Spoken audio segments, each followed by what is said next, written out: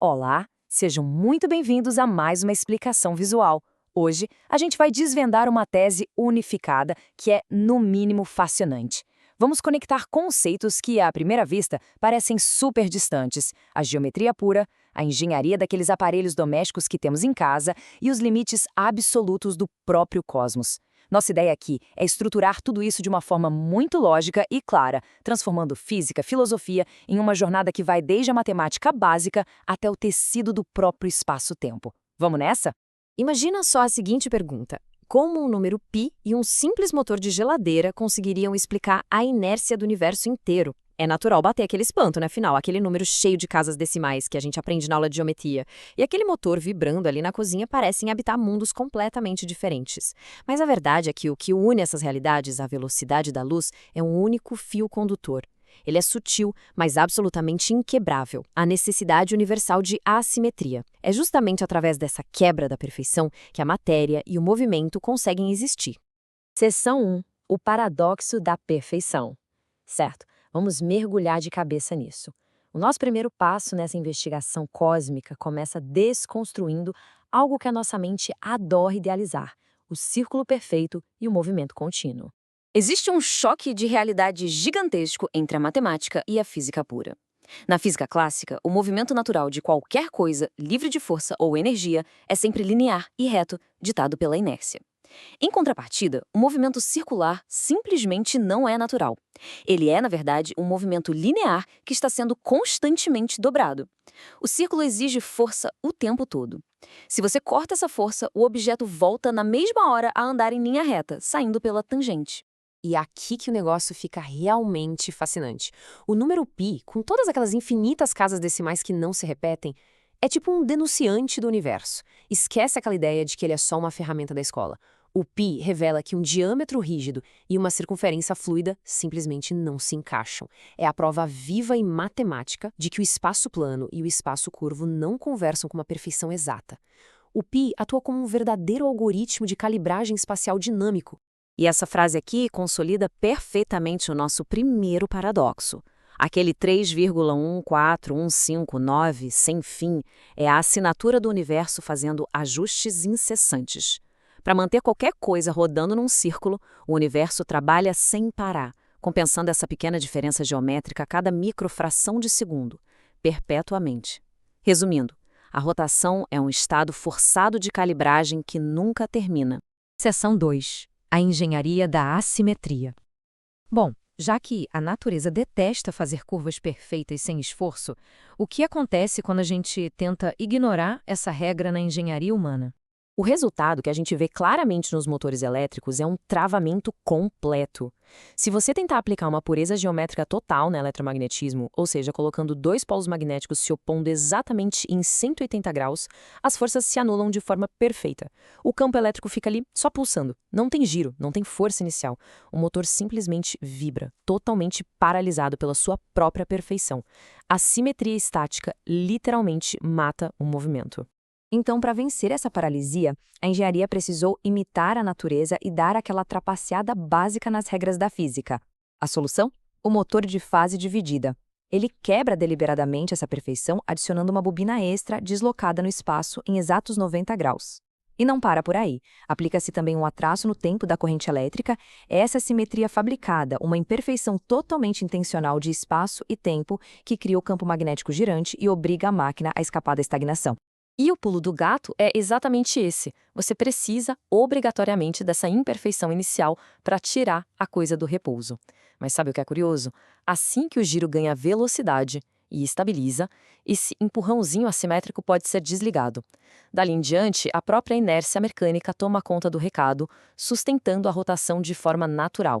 Ou seja, a quebra de simetria gera o movimento e a inércia faz o favor de mantê-lo rodando. Seção 3. O pedágio do espaço-tempo. Agora, chegou a hora de expandir a nossa visão. Vamos sair do motor da geladeira para as regras universais e entender que todo movimento tem um preço, não importa a escala. No mundo perfeito da matemática pura, as coisas operam com 100% de eficiência, sem perdas. Mas, quando a gente pisa na realidade material física, a história é bem diferente. O próprio meio resiste, e resiste muito à propagação da energia. Em um motor, isso se manifesta na forma de calor, pelo famoso efeito Joule, além das correntes parasitas. O fato é que o mundo físico é denso, ele reage e cobra caro por isso. 299.792,458 km por segundo. Notou que não são 300 mil exatos? Pois é, essa é a constante mais famosa do universo. E o fato de ser um número tão quebrado, tão específico, em vez de um número inteiro idealizado, esconde uma revelação monumental sobre como a energia se organiza no vácuo do espaço. A equação de Maxwell explica isso de forma brilhante. Ela mostra que a luz não decide a própria velocidade, e não, ela não é infinita. A luz é rigorosamente limitada pelas propriedades tangíveis do próprio vácuo, a permissividade elétrica e a permeabilidade magnética. O espaço vazio não é exatamente um nada, ele possui uma textura densa que dita o limite de velocidade máximo que a luz pode atingir. E é por isso que essa pequena diferença numérica muda tudo. O fato da luz não bater os 300 mil km por segundo em cheio é o símbolo de que, para organizar qualquer movimento do universo, existe um pedágio irreversível de entropia. O vácuo tem impedância. Para a energia se mover, mesmo sendo luz purinha, uma fração da ordem se dissipa. Ninguém, absolutamente nenhum evento físico consegue fugir desse pedágio cobrado pela realidade do espaço-tempo. Seção 4. A gênese da inércia. Vamos agora juntar as engrenagens dessa nossa tese e unir o π, os motores e o pedágio energético. É aqui que as coisas se conectam de forma fantástica. A luz, como sabemos, não tem massa de repouso, certo? Mas a equação do eletromagnetismo prova que ela transporta o que chamamos de momentum, uma quantidade intrínseca de movimento. Isso quer dizer que uma energia puramente invisível e sem massa carrega uma inércia dinâmica. Ela tem uma vontade matemática de continuar viajando em linha reta pelo universo afora para sempre. Mas e se essa inércia for interrompida? A inércia observável, a massa como conhecemos, nasce exatamente em 3 passos. Essa mesma energia veloz esbarra em forças de atração gigantescas e é forçada a abandonar seu movimento linear. Ela entra num circuito fechado, eterno e rotacional. Lembra daquela calibragem infinita do π que falamos antes? Pois é. Quando a energia faz essa curva fechada, a velocidade dela de atravessar o espaço simplesmente zera. O que era puro movimento se transforma num completo aprisionamento. A famosa equivalência de Einstein entre energia e massa fecha esse ciclo lindamente. O ímpeto e o momentum da luz pura são convertidos sem perdas na inércia estática da matéria densa, como o rotor maciço daquele motor ou uma simples barra de metal. É o mesmíssimo fenômeno, só que em estados diferentes. Uma inércia de movimento reto, que foi obrigada a se encolher e se tornar a inércia estática de uma massa física, rodando sobre si mesma só para se manter existindo.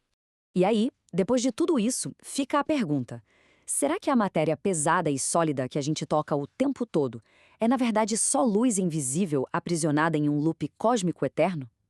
Pensar nisso dá uma perspectiva inacreditável sobre o universo.